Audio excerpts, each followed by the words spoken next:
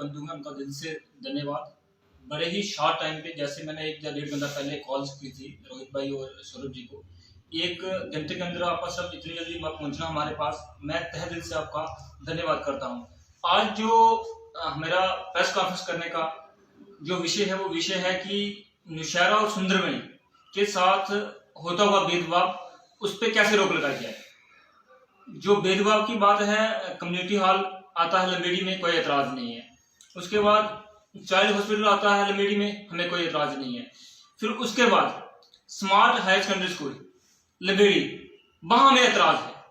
उसके बाद वापस डाक बंगला आता है, वो भी लंबेड़ी, उस पर भी एतराज है। फिर जो चाइल्ड हॉस्पिटल है, अब उस पर भी हमें एतराज होने लगा है, क्योंकि पहले हमें जो प्रदेश अध्यक्ष है भाजपा के रविंद्र राणा जी, उनकी जो मंशा थी वो हम समझ नहीं पा रहे थे। अब उनकी मंशा सामने आ गया, जो भी कुछ आ रहा है वो लंबेड़ी में आ रहा है, क्योंकि वो लंबेड़ी के मूल निवासी हैं। नौशहरा और सुंदरबनी प्राचीन सिटी है, प्राचीन में इनका बहुत बड़ा इतिहास है। इनके जो भी कुछ आज तक लिया संघर्ष के कारण, अब दुख इस बात का है जो आज प्रदेश अध्यक्ष है, वो प्रदेश अध्यक्ष बना है हमारे इस समाज के कारण।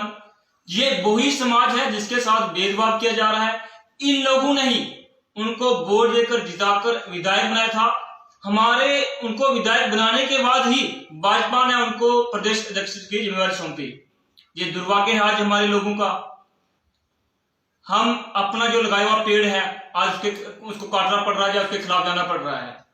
प्रॉब्लम जहां तक है कि नौशहरा के अंदर एक पुल पे बस बह गई थी, उसमें हमारे काफी लोग हमने खो दिए थे। राणा साहब, यदि आपको कुछ समाज बनाना था, सबसे पहले उस पुल का निर्माण करते जहां पर हमने अपने लोग खोए हैं, हमें कोई दुख नहीं होता। यदि आपको स्मार्ट हाई सेकेंडरी स्कूल बनाना था, आप देवक की तरफ चले जाते, जो सिटी से दूर है, शेरी चाल चले जाते, भवानीवल चले जाते।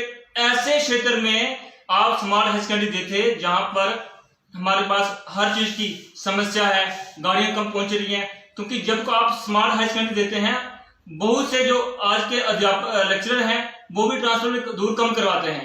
जब कोई स्मार्ट हाई सेकेंडरी होगा, सब कोशिश करेंगे हम वहां पहुंचे।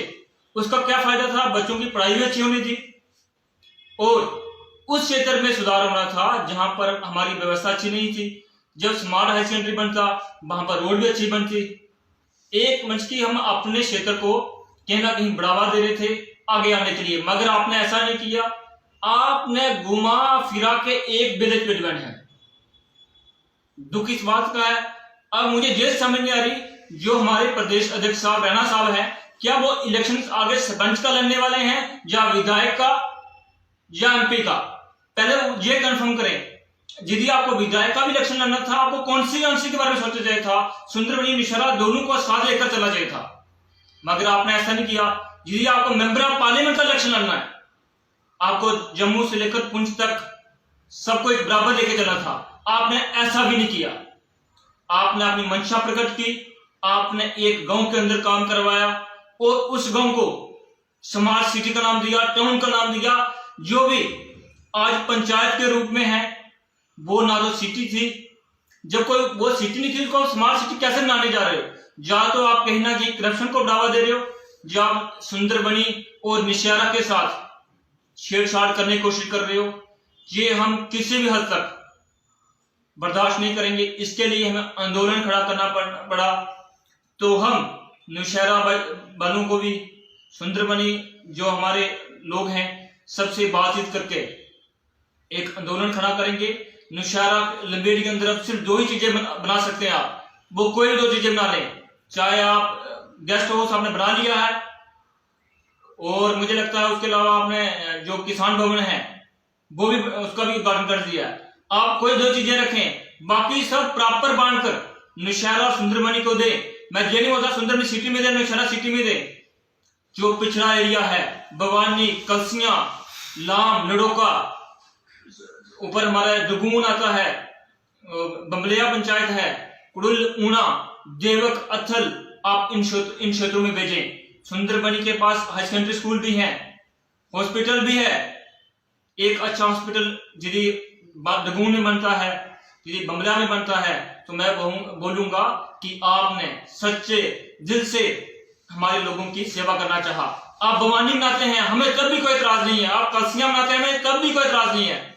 हमें तब एतराज है, आप सिर्फ अपना गांव देख रहे हैं। कुछ ही देरी पर आपने सब कुछ देना स्टार्ट कर दिया।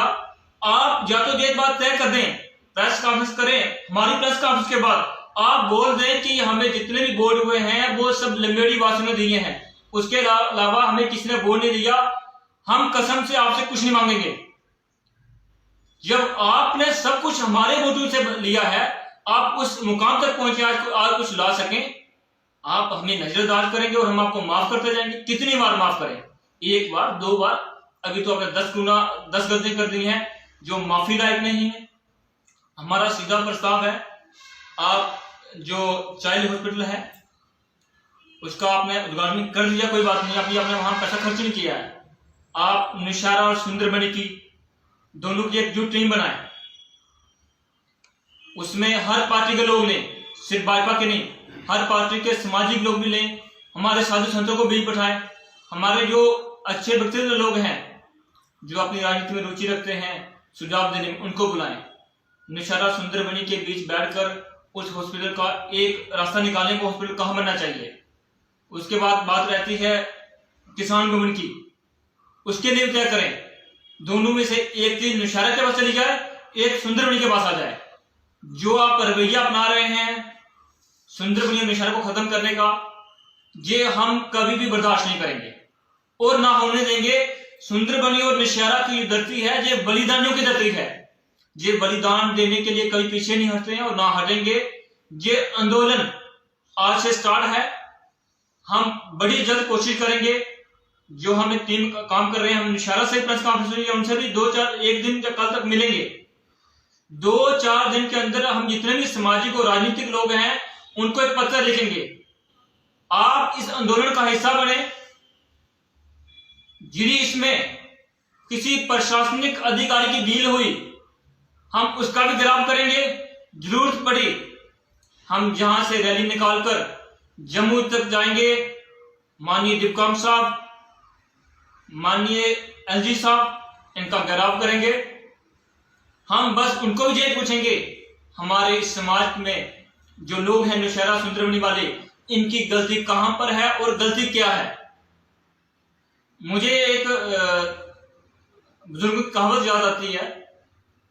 बोलते हैं कि एक गांव में लोहड़ी का त्योहार था, उनको रेवड़ियां बांटनी थी।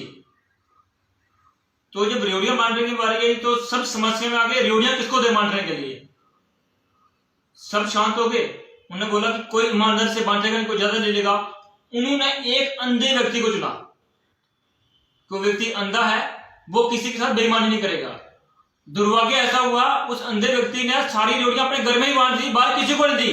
कहने का तात्पर्य यह है, जिस आदमी को हमने खड़ा करके भेजा, विधायक बनाया जहां से, उसके बाद वो प्रदेश अध्यक्ष बनता है, तो वो रेवड़ियां सारियां एक जगह बांट रहा सिलंबेड़ी में, अपने घर पे बांट रहा है। विधायक साहब को सोचना चाहिए था, प्रदेश अध्यक्ष साहब को, कि ये क्षेत्र उसका है। बड़े दुखद बात है। आज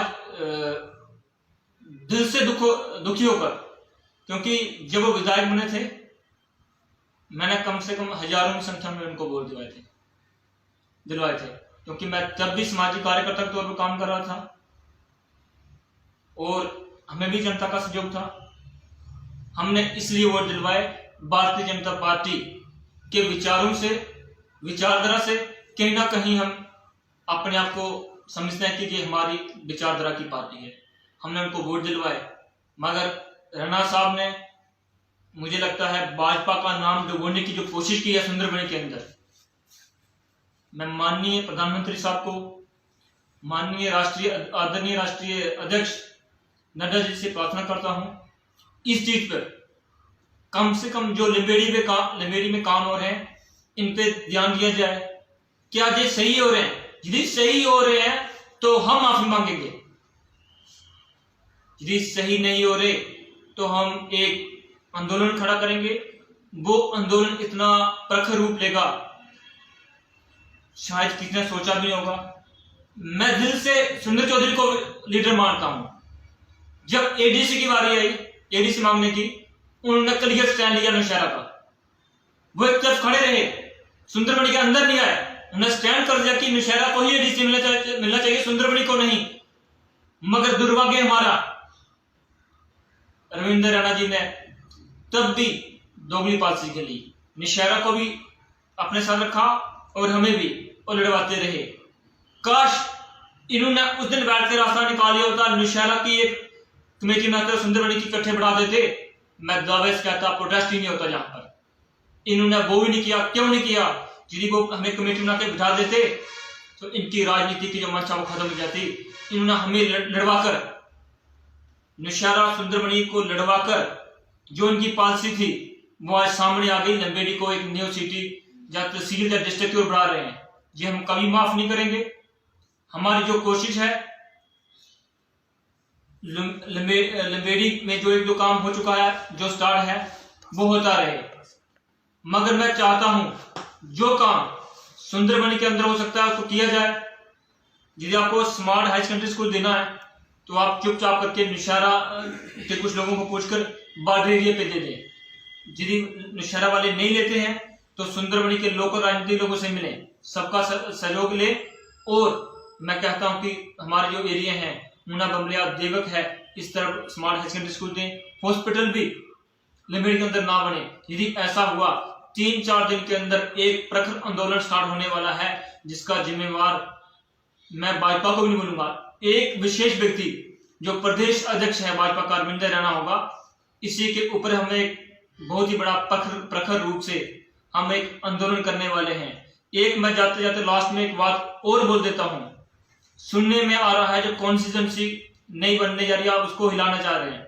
रैना साहब, होश में रहकर अब इसको हिलाइएगा। हमने आपके जो ड्रामे बहुत सह लिए हैं। यदि सुंदरबनी कॉन्स्टिट्यूंसी में आप नहीं देते हैं तो नौशहरा सुंदरबनी को अलग अलग करते हैं, नौशहरा सुंदरबनी अलग कॉन्स्टिट्यूंसी तो हमें मंजूर है। यदि आप अलग नहीं करते हैं, कोई नौशहरा का कोई क्षेत्र तोड़ने की कोशिश करते हैं या सुंदरबनी का कोई क्षेत्र तोड़ने की कोशिश करते हैं, कोई हमारा गांव तोड़ते हैं, हम वो भी बर्दाश्त नहीं करेंगे। हम ईंट से ईंट बजा देंगे और आपको भी बता देंगे राजनीति क्या चीज होती है। और ये आंदोलन हम इसी जो कार्य किए हैं आपने, इसे टच कर इस आंदोलन को बड़ा प्रखर रूप दे देंगे। धन्यवाद।